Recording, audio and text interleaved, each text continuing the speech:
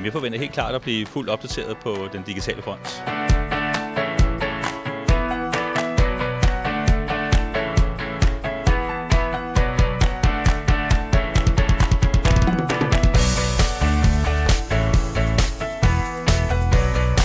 Hvad er købsprocessen? Finde ud af det.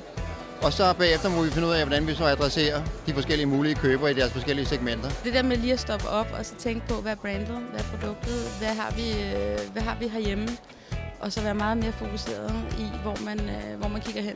Det synes jeg er super fedt. Effekten af at have et brand, og effekten af ikke at have et brand, hvor man egentlig udsætter markedet for det samme, og så ser effekten af det. Det synes for mig, det er bevis for, at det her, der hedder at bygge et brand, det stadigvæk er noget af det vigtigste, man overhovedet kan gøre.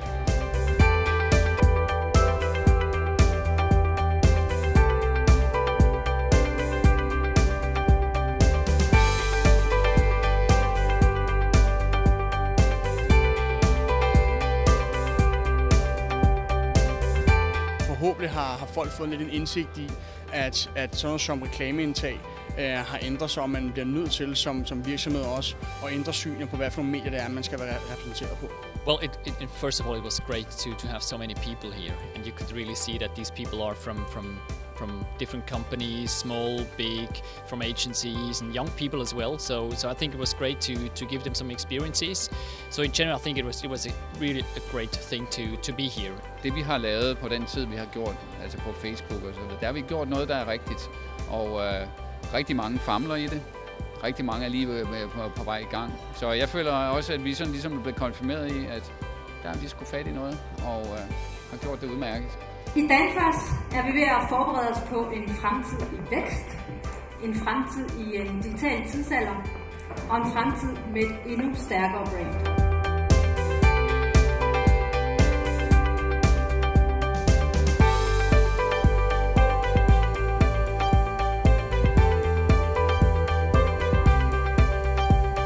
Tak for i dag, for et rigtig godt arrangement, og tak fordi I kom. Vi har været glade, og så vil jeg lige have, jeg får det sidste ord, ikke? Branding har fået endnu mere betydning med det digitale adfærd. Tak for i dag.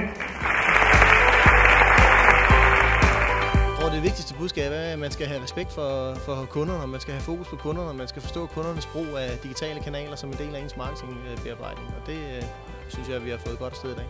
Alt det her digitale adfærd, som vi nu har fået defineret i dag, og digitale medier, det skal bruges til informationssøgning og hele beslutningsprocessen. Og så deler man stadigvæk, der er stadigvæk 94% der køber det fysisk. Og det er de to ting, vi skal have til at hænge sammen. Og opgaven er egentlig at få sat det sammen til et integreret system.